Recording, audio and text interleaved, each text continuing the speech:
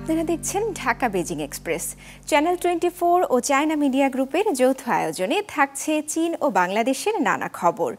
এই বিশ্বে দুর্দান্ত গতিতে এগিয়ে চলা দেশ চীন। প্রযুক্তি ও সংস্কৃতিতে ক্রমাগত বিশ্ব দরবারে ছাপ ফেলছে দেশটি। দেখছে অভিন্ন এক ভবিষ্যতের স্বপ্ন। বাংলাদেশের সাথে চীনের বন্ধুত্বের পথ চলা 5 দশকের।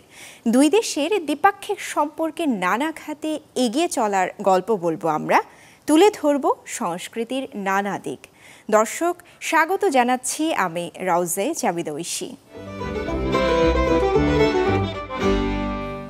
দ্রুত গতির ট্রেনের প্রযুক্তিগত উন্নয়নে বরাবরই গুরুত্ব দিয়ে আসছে চীন। 2035 সাল পর্যন্ত একটি সুনির্দিষ্ট পরিকল্পনাও নির্ধারণ করছে সংশ্লিষ্ট দপ্তর। নিজ দেশে এই প্রযুক্তি সীমাবদ্ধ না রেখে বিশ্বের একাধিক দেশের সাথে কাজ করছে চীন। বিস্তারিত জানাচ্ছেন আমাদের বেইজিংয়ের প্রতিনিধি আলেমুল হক।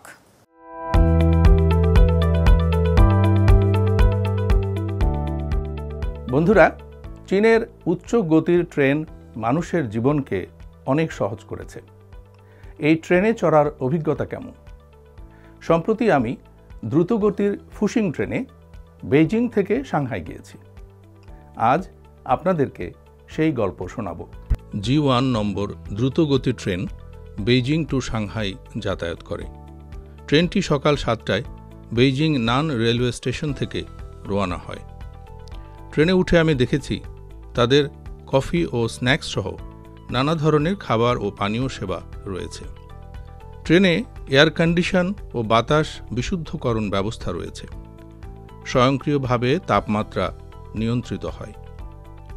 ট্রেনের ভেতরের তাপমাত্রা 22 থেকে 26 ডিগ্রি সেলসিয়াসে ওঠানামা করে। ট্রেনে সবসময় বিশুদ্ধ বাতাস সরবরাহ করা হয়। ট্রেনটি ঘন্টায় 300 কিলোমিটারেরও বেশি গতিতে চলছিল। এত দ্রুত গতিতে চললেও ট্রেনটি মনে হয় স্থির, কোনো ঝাঁকি নেই। আমরা মাত্র 4.5 ঘন্টায় 1200 কিলোমিটার পথ অতিক্রম করি। দ্রুতগতি ট্রেনের কারণে বেইজিংয়ে নাস্তা করে সাংহাইয়ে দুপুরের খাওয়া সম্ভব। দ্রুতগতি ট্রেনের নানান সুবিধা ও বৈশিষ্ট্যের কারণে অনেকের কাছেই এটি যাতায়াতের প্রথম পছন্দ। গত 30 সেপ্টেম্বর থেকে 7 অক্টোবর পর্যন্ত দেশব্যাপী মোট 16 কোটি মানুষ ট্রেনে যাতায়াত করেছেন। চীনের দ্রুতগতির রেলপথ উন্নয়নের ওপর অনেক গুরুত্ব দেওয়া হচ্ছে। সংশ্লিষ্ট নীতির কারণে দেশের আধুনিক রেল অবকাঠামো ব্যবস্থার নির্মাণ কাজ সুষ্ঠু ও দ্রুত গতিতে চলছে। 2024 সালের সেপ্টেম্বরের শেষ দিকে চীনে দ্রুতগতির রেলপথের মোট দৈর্ঘ্য ছিল 46,000 কিলোমিটারের বেশি, যা বিশ্বের মোট দ্রুতগতির রেলপথের 2/3 বেশি। পরিকল্পনা হচ্ছে 2035 সাল নাগাদ দেশের দ্রুতগতির রেলপথের দৈর্ঘ্য দাঁড়াবে 70,000 কিলোমিটার। দ্রুতগতির ট্রেনের প্রযুক্তি উন্নয়নেও চীন বরাবরই গুরুত্ব দিয়ে আসছে। আপনারা এখন যা দেখছেন তা হচ্ছে চীনের তৈরি একটি নতুন ধরনের স্মার্ট দ্রুতগতি ট্রেন। গত জুন মাসে এটি বেইজিং সাংহাই রেলপথে যাতায়াত শুরু করে। চীনের দ্রুতগতির রেলপথ শুধু চীনের নয়, বিশ্বের অনেক দেশ ও অঞ্চলের মানুষকেও সুবিধা দিচ্ছে এবং সবুজ উন্নয়নে কাজ করছে। এ পর্যন্ত বিশ্বের অনেক দেশ ও অঞ্চলের সাথে চীনের দ্রুতগতির রেলপথ বিষয়ক সহযোগিতামূলক প্রকল্প রয়েছে। বিওয়াইডি চীনা মালিকানাধীন বিশ্বের শীর্ষস্থানীয় এনইভি গাড়ি নির্মাণকারী প্রতিষ্ঠান। এবছর বিশ্বজুড়ে 30 বছর পূর্তি উদযাপন করছে প্রতিষ্ঠানটি। সম্প্রতি বাংলাদেশেও এই উপলক্ষে 3 দিনের একটি ইভেন্টের আয়োজন করে বিওয়াইডি বাংলাদেশ।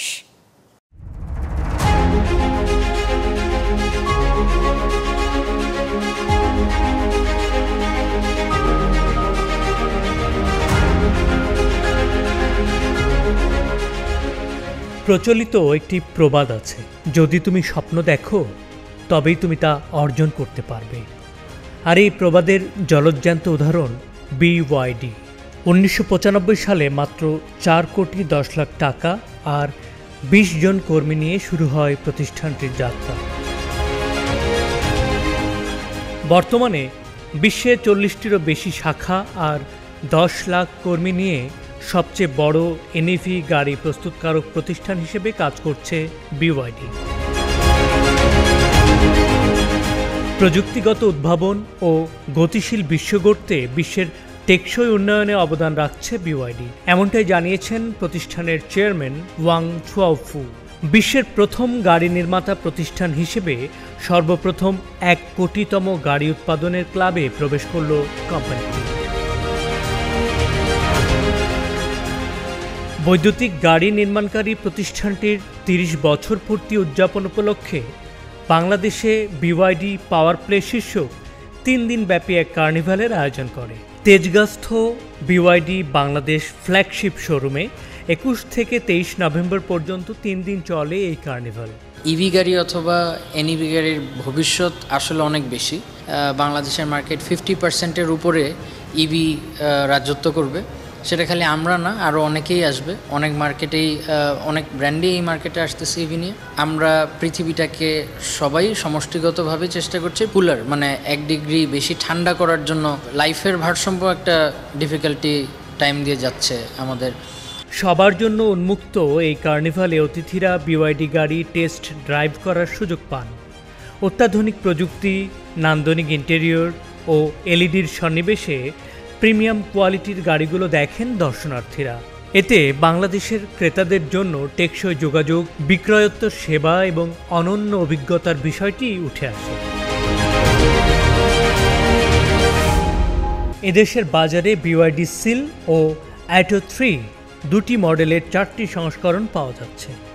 কর্তৃপক্ষ জানিয়েছে আগামী বছরের মধ্যে এর সঙ্গে যুক্ত হবে আরও কয়েকটি মডেল। 1994 সাল থেকে আমরা প্রথম ব্যাটারি ইন্ডাস্ট্রিতে যাই এবং রিচার্জেবল ব্যাটারি ম্যানুফ্যাকচারিং শুরু করি আমরা 1995 সাল থেকে, লং ব্যাক।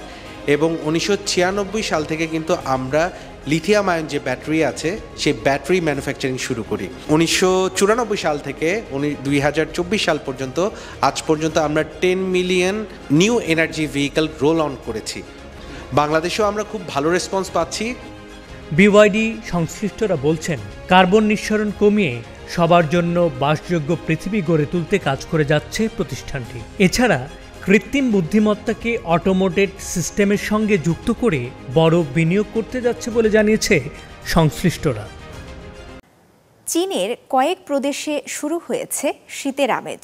নভেম্বর থেকে দেশটিতে শীতকাল শুরু হলেও এরই মধ্যে বাতাসে যেন শীতের বারতা, বিশেষ করে তুষারপাতে ঢেকে গেছে উত্তর পূর্বাঞ্চল।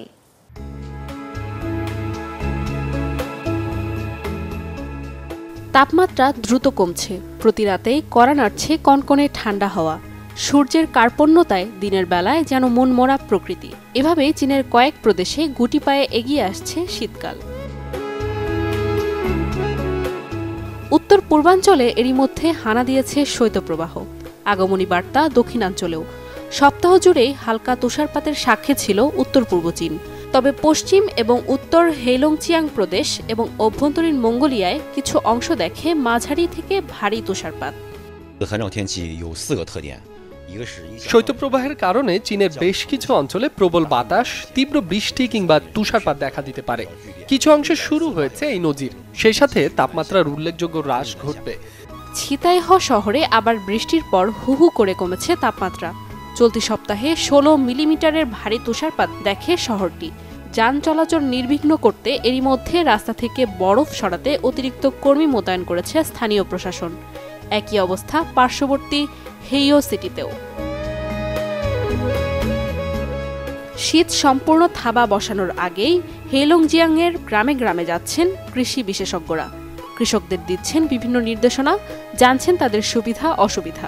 তুষারপাতের ফলে চীনের শানসি প্রদেশের এক্সপ্রেসওয়েগুলিতে ট্রাফিক নিয়ন্ত্রণে নেওয়া হয়েছে বিশেষ সতর্কতা। যে কোনো দুর্ঘটনা এড়াতে বদ্ধপরিকর স্থানীয় প্রশাসন।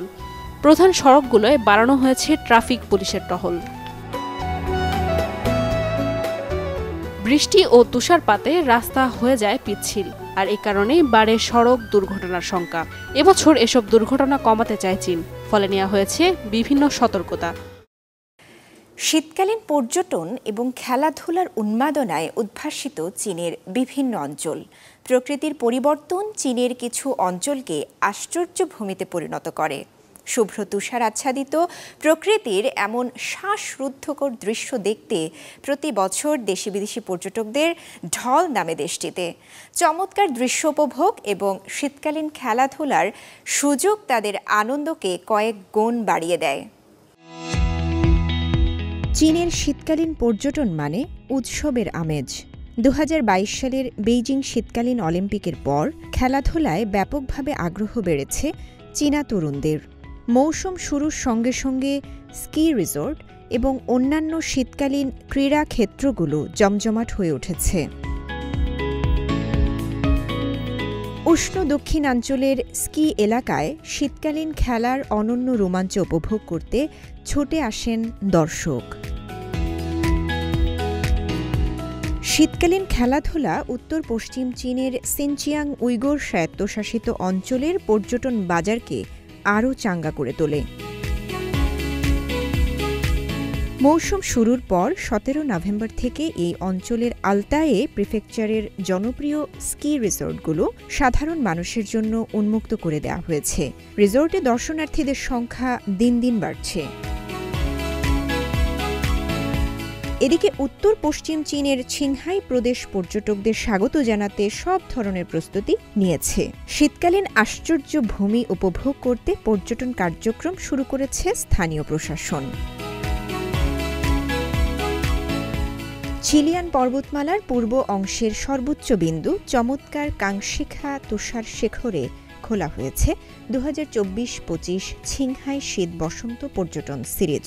এই ইভেন্টে বরফের ভাস্কর্য প্রদর্শন এবং ঘোড়দৌড় সহ 15টি ইভেন্ট রয়েছে, যা স্থানীয় সংস্কৃতির সাথে এই অঞ্চলের প্রাকৃতিক সৌন্দর্যের মিশ্রণ ঘটায়।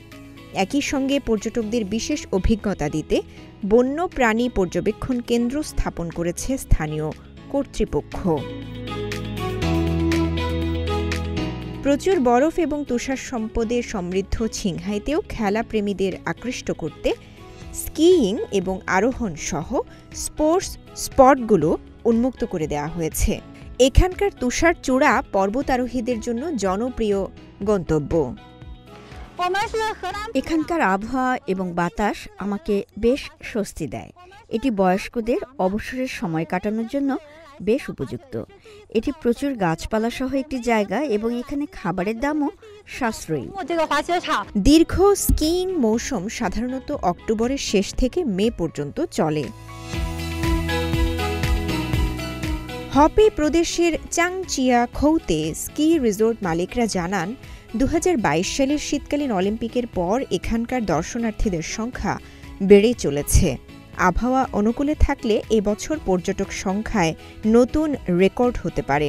2030 সালের মধ্যে 1.5 ট্রিলিয়ন ইউয়ান মূল্যের তুষার অর্থনীতি গড়তে একটি পরিকল্পনা হাতে নিয়েছে চীন সরকার।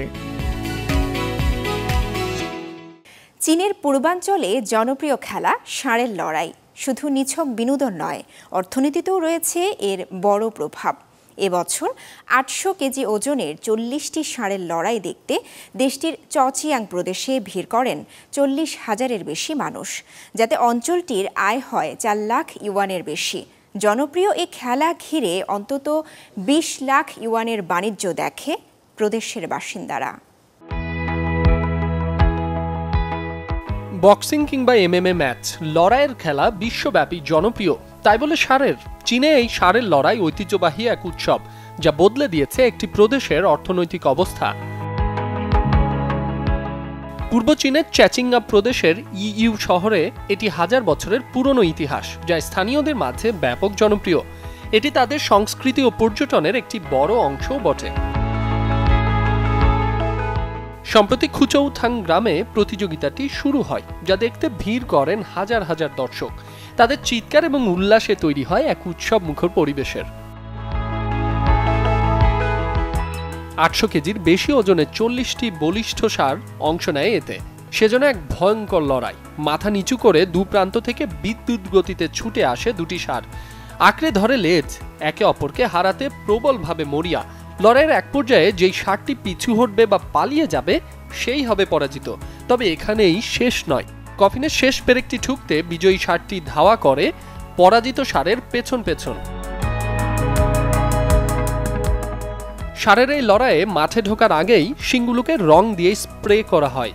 যখন জেদে ষাঁড়েরা ছটফট করে শিং দেয়ালে ঘষা শুরু করে তখনই খেলা শুরু হয়। 6 মিনিটের মধ্যে যদি কোনো পক্ষ হেরে যায় এবং পালিয়ে যায় তাহলে বিজয়ী ষাঁড়টি প্রবেশ করে পরের রাউন্ডে। তবে শীর্ষ 3 নির্বাচনের ক্ষেত্রে থাকে না কোনো সময়সীমা। যতক্ষণ এক পক্ষ পালিয়ে না যায় ততক্ষণ চলে লড়াই। সম্প্রতি শুরু হওয়া এই লড়াইয়ে কোনো পক্ষই সহজে পরাজয় মেনে নেয়নি। টান টান উত্তেজনায় শেষ হয় খেলা। তাদের মাথা দিয়ে ক্রমাগত রক্ত ঝরছিল, তবুও তারা কেউ পরাজয় স্বীকার করেনি। ম্যাচ শেষ হওয়ার আধা ঘন্টা আগেও তারা লড়াই করেছে। আমরা এখানে খুব কমই ষাঁড়ের লড়াই দেখি। এবার ষাঁড়েদের লড়াইটা ছিল খুবই উত্তেজনাপূর্ণ। গেল বছর এই গ্রামটিতে প্রথমবারের মতো ষাঁড়ের লড়াই অনুষ্ঠিত হয়, যেখানে একটি প্রদর্শনী ম্যাচে অংশ নেয় 16টি ষাঁড়। 3 দিনের প্রতিযোগিতা দেখতে ভিড় করে 20,000-এর বেশি দর্শক। তবে এবছর প্রতিযোগিতায় গেলবারের চেয়ে দ্বিগুণ দর্শক ও প্রতিযোগী অংশ নেয়। এবছর পর্যটকের সংখ্যা 40,000 ছাড়িয়েছে, যা গেল বছরের তুলনায় দ্বিগুণ। তারা গ্রামের যৌথ অর্থনৈতিক আয় 4 লাখ ইউয়ানের বা প্রায় 55,000 মার্কিন ডলারের বেশি বাড়িয়েছে। এতে গ্রামবাসীদের মধ্যে বাণিজ্য হয়েছে 20 লাখের বেশি। একটি খেলা কোনো প্রদেশের পর্যটন ও অর্থনীতিতে ছাপ ফেলার ঘটনা মুগ্ধ করে অর্থনীতি বিশ্লেষকদেরও।